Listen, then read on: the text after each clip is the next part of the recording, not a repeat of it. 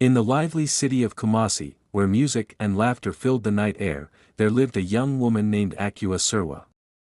She was the kind of woman whose smile could brighten even the darkest day, gentle, humble, and full of life. Everyone who met her spoke of her kindness, her grace, and the calmness she carried like sunlight in her heart. But behind that cheerful face was a heart quietly breaking, because the love she gave was not the love she received. Akua met Kwesi 5 years earlier at her aunt's daughter's wedding in Ahadwo, one of the most vibrant parts of Kumasi. It was a colorful celebration, laughter echoing through the hall, drums beating softly in the background, and guests dressed in their finest Canton lace. Akua wore a dark, beautifully designed gown that glimmered under the lights. It wasn't too flashy, but it carried a quiet elegance that made her stand out effortlessly. Kwesi noticed her the moment she walked into the VIP section reserved for special guests. Kwesi had been invited to the wedding because Akua's aunt was once his head of department back at the university, where he had served as the course representative. It was a coincidence, or perhaps fate, that brought them into the same space that evening. During the reception, they found themselves sitting close, and what began as small talk soon turned into a deep, flowing conversation. They discussed life, dreams, and the kind of future they both envisioned. Akua's intelligence caught Kwesi's attention instantly. When he learned she worked as a banker, his interest grew even more. He admired hardworking, independent women, and Akua embodied exactly that, a balance of strength and softness. They were served jollof rice, grilled chicken, fried plantain, and chilled soft drinks, along with other assorted dishes. Between laughter and clinking glasses, they shared subtle glances and easy smiles. When it was time to leave, Kwesi politely asked for her contact, and Akua, smiling shyly, handed him her phone. That moment marked the beginning of what would soon become a love story that everyone around them admired, at least at first. Their relationship started like a spark, effortless, magnetic, and full of passion. They called each other late into the night, sharing stories, dreams, and fears. Kwesi would often say, "Akua, you're my peace after a long day," and she would blush quietly. Though Kwesi was only a sales representative at a growing company that had just started operations, Akua never made him feel small. She understood his struggles, his ambitions, and his desire to build something meaningful. He was an engineer by training but often said he hadn't yet found his rightful place. Akua believed in him completely. She supported his dreams in ways that went beyond words. When his salary couldn't cover his bills, she helped him out discreetly. When his confidence faltered, she reminded him of his worth. Akua wasn't wealthy, but she was comfortable, and she shared what she had freely. She loved Kwesi with sincerity and patience, never demanding more than he could give. But as time passed, the rhythm of their love began to change. Kwesi's calls became less frequent, his replies shorter, and his tone colder. He still said, "I love you," but the word sounded like an echo, something repeated out of habit, not feeling. When they went out together, Akua noticed how his eyes were often fixed on his phone, scrolling through social media, instead of meeting hers. And when she tried to talk about her growing worries, he would wave her off with a sigh, saying, "You worry too much, Akua." Still, she stayed. She told herself that love required patience, that relationships went through seasons, that maybe this was just one of them. She cooked for him, prayed for him, supported him through his business struggles, and defended him fiercely when her friends warned her that he was changing. "He's just stressed," she would say, though deep inside, her heart already knew the truth, that she was the only one still fighting for what they once shared. Nights became longer for Akua. She would sit by her window, watching the streetlights flicker over the bustling city, wondering where the man who once adored her had gone. The love that once lifted her was now weighing her down. She kept giving, her time, her care, her heart, but received silence in return. It was as if she was pouring herself into an empty cup, hoping someday it would fill again. What Akua didn't know was that Kwesi had started changing not because of her, but because of what success had begun to do to him. His company had started expanding, and his confidence grew with it. But instead of growing closer to the woman who stood by him when he had nothing, he began to drift, blinded by new faces, new opportunities, and new kinds of attention. And so, in the city of Kumasi, where love stories often bloomed and faded under the same moonlit skies, Akua's heart learned a painful truth, that sometimes love doesn't end suddenly, it fades quietly, one unanswered call, one distant look at a time. One evening, Akua waited for Kwesi at a small restaurant near Adam, a cozy spot where they had shared many fond memories together, laughter over steaming plates of banku and tilapia, whispered dreams about the future, and promises of forever. They had planned to meet that evening to talk and reconnect after days of silence. Akua arrived early, her heart hopeful as she glanced at the door each time it opened. The minutes turned into hours, and Kwesi never showed up. She called once, twice, thrice, but his phone was off. Her food went cold as the clock ticked past 10 p.m. Still, she waited, holding on to the fragile hope that maybe he was stuck in traffic or had lost his phone. But later that night, as she scrolled through her phone in bed, a sharp pain seized her chest. There he was, in a photo posted by a mutual friend, smiling widely at another woman's birthday party. He looked relaxed, happy, carefree, the same man who had told her earlier in the week that he was too tired to go out. Her chest tightened.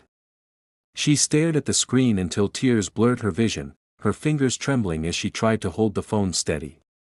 That night, Kumasi's vibrant nightlife continued as usual, but inside Akua's room, the silence was heavy, the kind that breaks something inside a person. The next day, she gathered the courage to confront him. She didn't want to argue, just to understand. When she met him outside his office, his face was calm, almost indifferent. "Kwesi, why?" she asked quietly, showing him the picture. But instead of remorse, his response was cold. "Akua, you're overreacting. We're not married. Why are you making it a big deal?" Those words pierced her like a knife through the chest. She had built her world around him, her routines, her plans, her sacrifices, and now, standing before him, she realized she was alone in a love that had already died in his heart. Before things began to fall apart, Kwesi often complained about the peanuts he earned from his job as a sales representative. Every month, before the end of the second week, his salary was already gone, swallowed by bills, transport, and family responsibilities. He would sometimes sit with his hands on his head and sigh, "Akua, I just want to take care of you properly. You deserve more than this." His words came from a place of love and frustration. Despite his struggles, he never stopped dreaming big. Akua always encouraged him, reminding him that success took time, that she wasn't with him for money. "Don't worry," she'd say softly, "your time will come." Her words became his strength, the quiet push he needed to keep going. And though she wasn't wealthy, Akua often wished she could do even more for him, to ease his burdens, to make life easier for the man she loved. Sometimes, she would stay up late, imagining ways to help him find better opportunities. Her love for him wasn't just emotional, it was practical, sacrificial, and pure. One bright morning at the bank where Akua worked as an account officer, a new customer walked in, a middle-aged man who introduced himself as Engineer Aguiman. He was warm, easygoing, and had a calm presence that put people at ease. As Akua helped him open his new account, she noticed his initial deposit. It was a huge sum, one that instantly hinted at his success. Her curiosity gently grew. After a few minutes of polite conversation, she discovered that the man owned several engineering firms across Ghana. Gathering courage, Akua asked, "Sir, if you don't mind me asking, do you have any vacancies in your companies?" Her voice trembled slightly, she didn't want to sound unprofessional. The man smiled, clearly impressed by her boldness. "For yourself?" he asked kindly. Akua shook her head and smiled. "No, sir. For a friend, he's an engineer, very dedicated, but currently underemployed." The man leaned back in his chair and nodded thoughtfully. "Experience isn't always the key," he said. "If he's trained and disciplined, that's what matters. Tell him to send his CV, we're recruiting for 7 of our branches nationwide. Interviews start next week. Akua's face lit up with excitement and gratitude. She thanked him sincerely, promising to send the CV that very evening. When she got home, she could hardly contain her joy. "Kwesi," she said, beaming, "you won't believe what happened today." She told him everything, how she met the engineer, how the opportunity came up, and how she had already sent his details. Kwesi was stunned. For a moment, he was speechless. Then he hugged her tightly, whispering, "Akua, I don't know what I would do without you." 2 weeks later, Kwesi returned home with his appointment letter. He had passed the interview and secured a well-paying position. It was a breakthrough, his dream finally unfolding. With the experience Head gained as a sales rep, he quickly impressed his new employers, who recognized his talents and promoted him within months. He began traveling abroad for conferences and high-level meetings. Life had finally turned around for him. But as his fortunes rose, something inside him began to change. He started spending less time with Akua, answering calls half-heartedly, sometimes not at all. His excuses became endless: meetings, travels, exhaustion. What Akua didn't know was that Kwesi was now entangled in office affairs with several of his female colleagues. His charm, intelligence, and new financial status made him irresistible. 6 different women, all within his company, found themselves drawn to him, and he took advantage of it. On his frequent business trips abroad, he crossed lines that once, he would have considered unthinkable. By then, Kwesi was rich, confident, and consumed by a world that no longer had space for Akua. The same woman who had believed in him when he had nothing was now the one being slowly forgotten. And on that fateful evening at the restaurant near Adam, Akua finally understood: when love begins to shift from mutual care to silent neglect, when one person grows while the other is left behind, it is no longer love, it is pain disguised as patience. Weeks turned into months, and Akua found herself trapped between memory and hope. Every time her phone buzzed, her heart leapt, only to fall again when it wasn't Kwesi. The man she once prayed for was now a stranger who had forgotten the prayers that built him.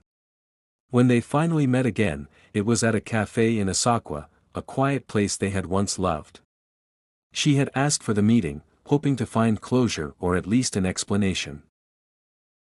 Kwesi arrived late, his footsteps firm, his cologne lingering like a quiet announcement before he even spoke.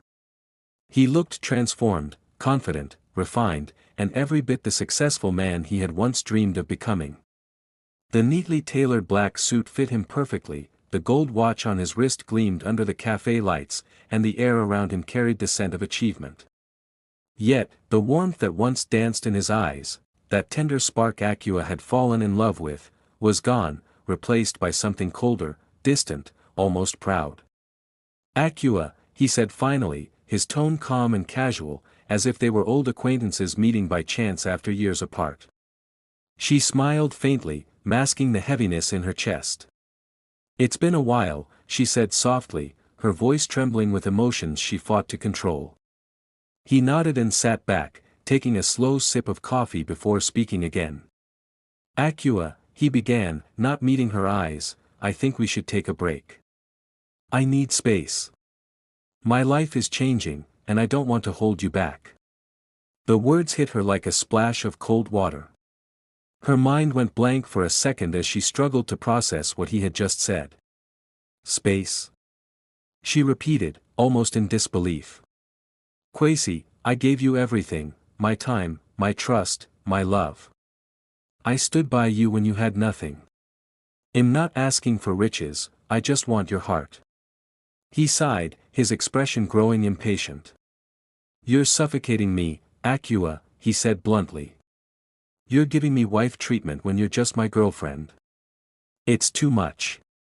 I feel caged." Akua blinked, her lips parting in shock. "Caged?" she echoed, her voice breaking. "Because I love you. Because I care." Kwesi leaned back, clearly uncomfortable. "When I was broke, I didn't have the chance to explore life. I couldn't go out, couldn't experience things. Now that I'm doing well, I want to live. I want to enjoy myself, travel, meet people, know what it's like being with other women. I've spent too long being restricted. Akua's eyes filled with tears. Restricted? By me? She whispered. I never stopped you from living your dreams, Kwesi. I supported you when no one else did. I helped you build yourself when the world looked down on you. Kwesi avoided her gaze, scrolling through his phone as if to escape her words. I know, he muttered. You were there. And they'll never forget that. But things change. People change. Maybe this is what growth looks like. Her voice trembled as she spoke again. You call this growth? Throwing away love because you think you can do better? He shrugged, unmoved. Maybe. But I can't keep pretending. Even if we ever get back together, it won't be now. I need to live my life on my own terms. I'm done playing hide and seek with my freedom. Akua's heart felt like it was tearing apart inside her chest. She looked at the man she had once prayed for, the man she believed God sent her, and realized he was already gone long before he said the words. She tried to smile, though her lips trembled. You've really changed, Kwesi, she said quietly. The man I loved would never have said these things. The man I loved was humble, kind, and grateful.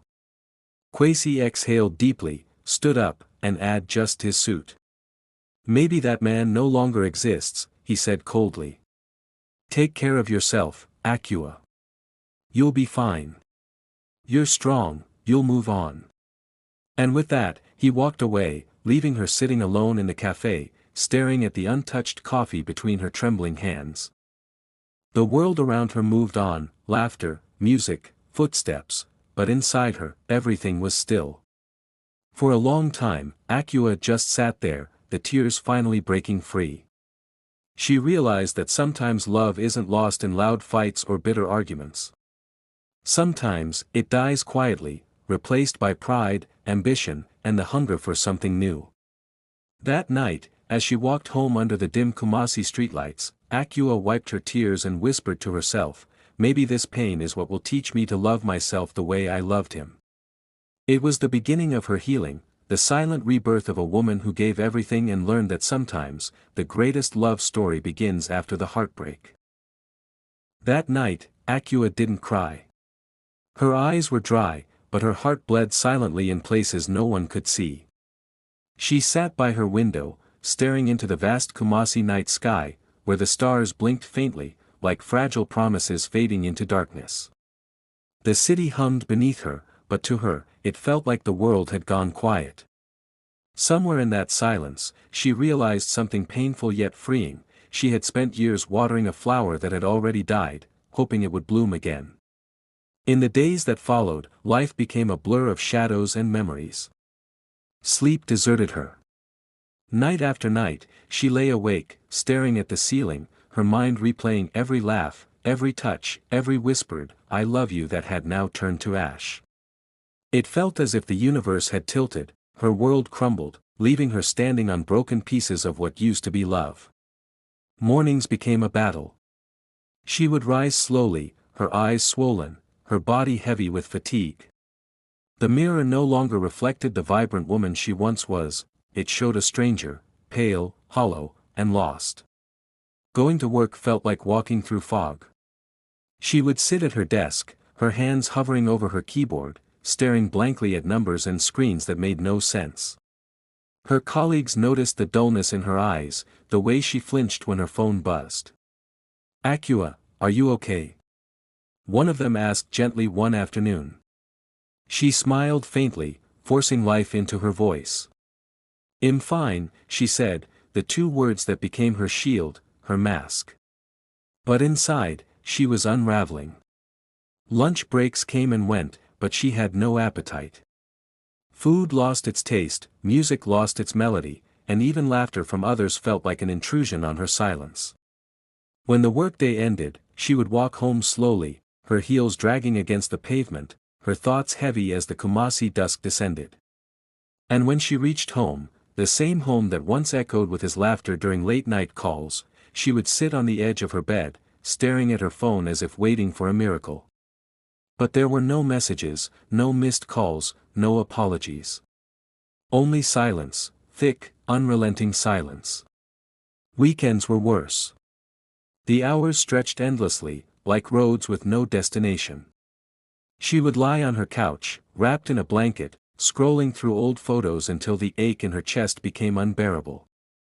Sometimes she found herself cooking his favorite meal, jollof rice with grilled chicken, only to lose her appetite midway and let the food grow cold on the table. Her world shrank. Friends stopped calling as often, unsure how to reach her. The laughter in her neighborhood, the noise from passing tir-o-tras, the aroma of street food, all felt distant, like echoes from a life she no longer belonged to. This emptiness lasted for months, quiet, aching months. But as time crawled forward, something inside her began to shift. Slowly, almost imperceptibly, she started to breathe again. One morning, she woke up and noticed the sun filtering softly through her curtains, and for the first time, she didn't feel dread. She brewed herself tea, played soft music, and went to work with lighter steps. Her smile didn't come all at once, it returned in fragments, a soft laugh here, a warm moment there. The pain didn't vanish, but it softened, no longer sharp enough to cut. Akua learned to find peace in small things, the scent of rain, the comfort of her mother's voice, the warmth of her own company. And one evening, months later, she sat again by her window, the same one where she once mourned, and realized that she no longer missed him. Not the way she used to. She had walked through fire and come out whole, her scars glimmering like quiet medals of survival. Love had broken her, but in breaking, it had also rebuilt her. One humid afternoon, as the golden sun dipped lazily over the bustling Kumasi streets, Akua stepped out of the bank, her handbag slung neatly over her shoulder, exhaustion written across her face. The day had been long, filled with endless customer requests and balance verifications. She was heading toward the car park when a familiar deep voice called her name. Akua. Is that you? She turned, and there he was, Engineer Aguiman, the same man whose kindness years ago had opened the door to Kwesi's success. His warm smile was as genuine as she remembered, his presence commanding yet kind. Engineer Aguiman. She said, pleasantly surprised. Good afternoon, sir. Ah, my dear banker, he chuckled, shaking her hand firmly. It's been a while. How is your friend, that young man, Kwesi, the engineer I interviewed after you recommended him? Akua's smile faltered slightly, but she held it together, her voice calm and polite. He's doing well, sir. Life has been good to him. That's wonderful, Aguiman nodded thoughtfully. I'm glad I could help him. As he spoke those words, Akua felt something stir deep inside, not anger, but a quiet ache. The very opportunity she had helped create, the connection she had made out of love and selflessness, had become the bridge that carried Kwesi away from her. Yet, she didn't regret it. That wasn't who she was.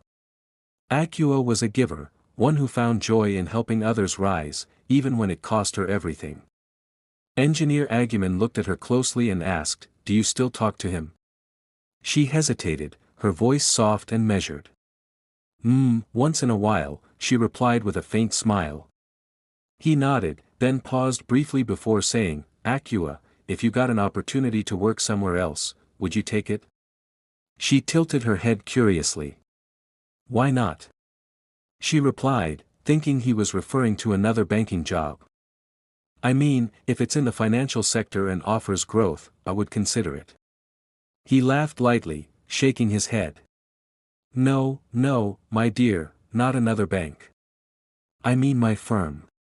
Her eyes widened in surprise. "Your firm?" "But, sir, I'm not an engineer. I'm a banker." Engineer Aguiman smiled knowingly. "My company is vast, Akua. It's not just about engineering.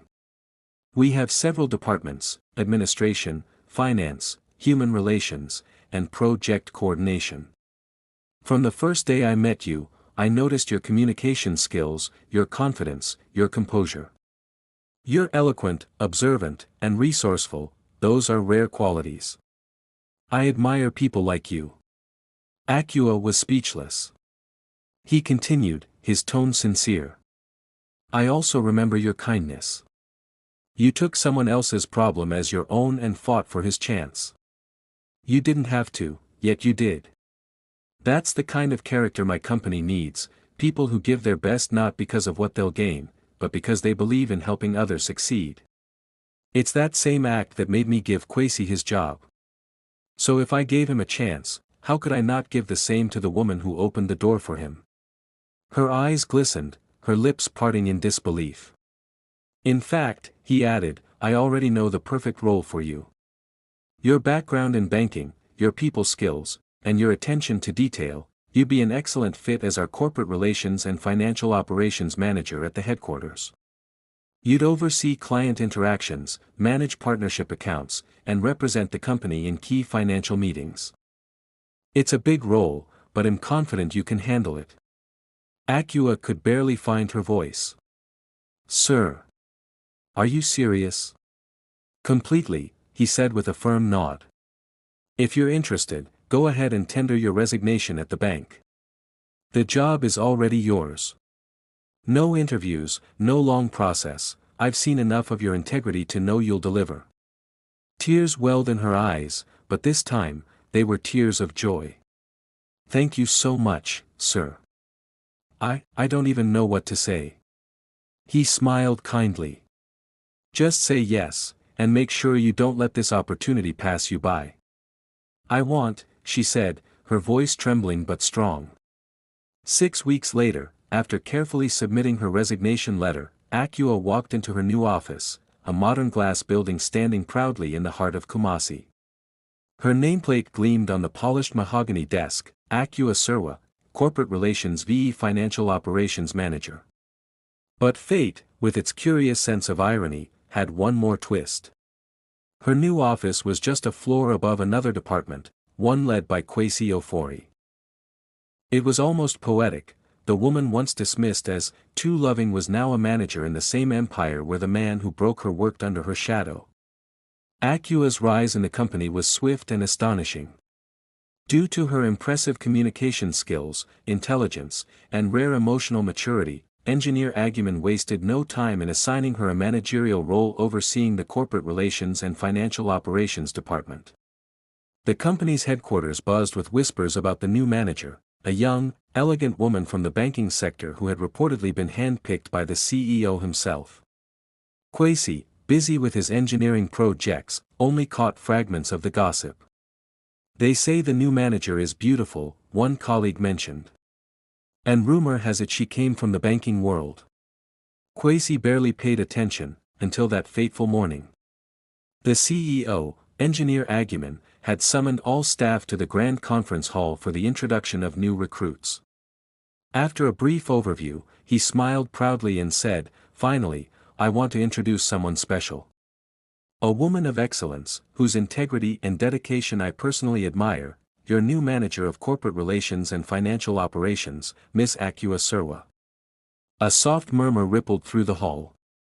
Kwesi's heart froze. He blinked, thinking it was a hallucination. But there she was, graceful, confident, radiant in a neatly tailored suit. The same Akua he once left behind, now standing before the entire staff as their superior. His throat tightened, his palms turned clammy. She walked to the podium, thanked the CEO, and gave a brief, articulate speech about commitment and teamwork. Her voice was calm, poised, the same voice that once trembled when she pleaded for his love. Kwesi couldn't move. The irony cut deep. That day, he avoided her completely. He didn't know what to say or how to act. He, the man who once pitted her for being too soft, now worked under the same roof, a rung lower on the corporate ladder. And as days passed, that reality grew heavier. Each morning, as he walked into the office, he would see her name on the frosted glass door, "Manager, corporate relations v. financial operations.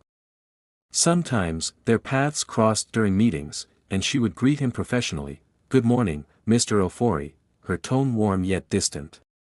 Never personal. Never lingering. Kwesi, once full of charisma and swagger, now found himself awkward and uncertain. He obeyed her instructions in meetings, respected her decisions, and secretly admired how effortlessly she commanded the room. The more she rose, the smaller he felt.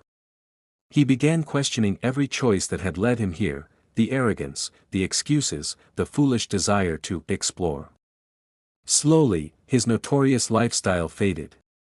The office gossip about his romantic escapades died out. He became quieter, more restrained, perhaps out of shame, or maybe out of hope that Akua might see him differently again. One evening, after work, he gathered the courage to approach her. "Akua," he began softly as she was about to leave her office. She looked up, her expression polite. "Yes, Mr. Ofori. I wanted to say I'm sorry," he said, his voice trembling. "For everything, the way I treated you, the way I walked away. I've been carrying it for years. You didn't deserve any of it." Akua's gaze softened, but she remained composed. "Kwesi," she said gently, "life has a way of teaching us lessons in its own time. You don't need to apologize to heal, you just need to learn." "I wish I could make it right," he said quickly, trying to hold her attention. She smiled faintly, then switched her tone back to professional. "We have a meeting with the procurement team tomorrow. Please make sure your report is ready." Just like that, the conversation ended. He stood there, speechless, watching her walk away, confident, composed, unbroken. In the months that followed, Akua's performance was exceptional. The company flourished under her leadership. Clients admired her professionalism, staff respected her warmth. Her name became synonymous with excellence. Engineer Aguiman noticed too. Over time, admiration turned into affection.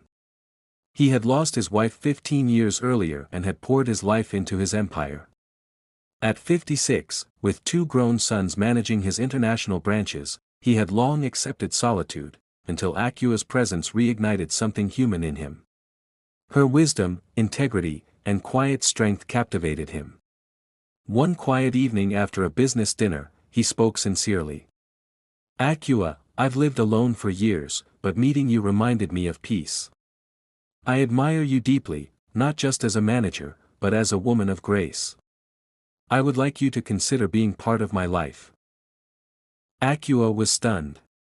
The world around her seemed to pause as Engineer Aguiman's words sank deep into her heart. This was a man she had admired, wise, composed, and noble. Yet she never imagined that beneath his calm demeanor, a quiet affection had been blooming. He spoke not like a man chasing youth, but like one who had seen the depths of life and still believed in love's rebirth. She respected him deeply, but her heart wrestled with uncertainty. Could love truly blossom between 2 people separated by 23 years of life's journey? Was this fate's redemption, or another test of her heart? She asked for time. And for a month, Akua withdrew from the noise of the world.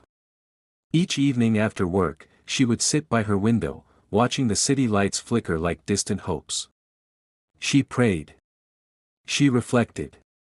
She revisited every scar that once taught her strength. Kwesi still crossed her mind, not with bitterness, but with quiet acceptance. He had been a chapter, not the story. When Akua finally met Engineer Aguiman again, her heart was calm. She looked at him, a man seasoned by time, humility, and wisdom, and realized something rare: he didn't promise her the world, he offered peace. And that, she had learned, was far greater. She accepted his proposal, not out of impulse, not from loneliness, but from conviction. It wasn't the fairy tale she had once dreamed of. It was better. It was real. The woman once broken by betrayal now walked into a love built on mutual respect, quiet understanding, and shared purpose. Engineer Aguiman became not just her husband but her anchor, her safe harbor in a world that once tossed her heart like a leaf in the wind. Their wedding was simple, elegant, the kind that whispered grace rather than shouted grandeur. And when Akua walked down the aisle, many saw beauty, but those who knew her saw strength wrapped in elegance. Kwesi was there. He stood among the guests, silent, his heart heavy with 1,000 unspoken words. He watched the woman who once loved him selflessly, the same woman he had taken for granted, now radiant, fulfilled, and walking beside a man who saw her worth without needing her pain to prove it. Regret flooded him like an unexpected storm. For the first time, he understood what true loss meant, not losing someone to death, but to destiny. He had gambled with a diamond and chosen stones instead. Watching Akua smile, serene and content, was both beautiful and unbearable. He realized too late that some women are not meant to be chased forever, they are meant to be cherished when they are still within reach. Akua, on her part, felt no malice. As their eyes met briefly across the crowd, she offered a gentle smile, the kind that said, "I forgive you, but I've moved on." Her life had come full circle. The woman who once wept in silence now laughed in freedom. The one who had once been forgotten became unforgettable. Life had come full circle, not in a flash of luck, but through quiet endurance, through the nights she cried and still showed up at dawn with a smile. Akua had learned that strength was not in never breaking, but in gathering the pieces and shaping them into something beautiful. She didn't rise because someone lifted her, she rose because she chose to stand. She chose herself when no one else did. She chose peace over pain, dignity over desperation, and healing over hatred. Now, as she stood beside Engineer Aguiman, her partner, her confidant, her calm, she realized that everything she lost had been preparing her for everything she was about to gain. Her scars no longer shamed her, they told her story, a story of courage, grace, and divine timing. Even Kwesi's presence that day no longer stirred regret. Instead, it reminded her how far she had come. For once, she saw him not as the man who hurt her, but as the lesson that taught her what love should never feel like. His chapter had closed, but it had shaped the author she became. And as the music played softly in the background, Akua whispered to herself, not in sadness, but in gratitude. Because sometimes life doesn't give you what you want, it gives you what you need to grow. When love becomes one-sided, it slowly turns into pain, not because love is cruel, but because it was never meant to be carried by one heart alone. Love is meant to be shared, not endured. And when you finally choose healing, something powerful happens, you rise into a kind of peace that no heartbreak can ever steal. Healing does not mean erasing the past. It means remembering without bleeding. It means looking back without losing yourself. Healing is the quiet moment when you realize that what broke you also rebuilt you, stronger, wiser, more aware of your worth. Some endings are not punishments. They are redirections. Silent detours life takes you on so you don't settle for less than you deserve. Not every goodbye is a tragedy. Some goodbyes are transformations. They peel away illusions, strip you of desperation, and teach you the sacred art of choosing yourself. And sometimes, the love you thought you lost was never meant to be kept. It was meant to teach you. To stretch you. To prepare you. Because the real victory in love is not about who stayed. It's about who you became after the storm. Stronger. Calmer. Whole. Unshakable. Now let me ask you something. Have you ever lost someone you loved so deeply, only to look back later and realize that in losing them, you actually found yourself? Or are you still in that season where letting go feels heavier than holding on, where your heart knows the truth, but your hands are still afraid to release? If this question speaks to you, don't stay silent. Drop your thoughts in the comments. Like the video. Subscribe to Geraldinho Stories for more powerful, soul-stirring narratives that reflect real life, real pain, and real growth. And share this story with someone who needs a reminder that every challenge, every heartbreak, every choice is part of growth, that life's lessons are not weakness, but opportunities to rise.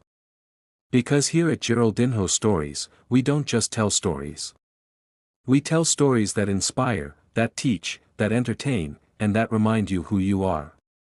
Stories that heal, stories that awaken, and stories that guide you toward the life you deserve.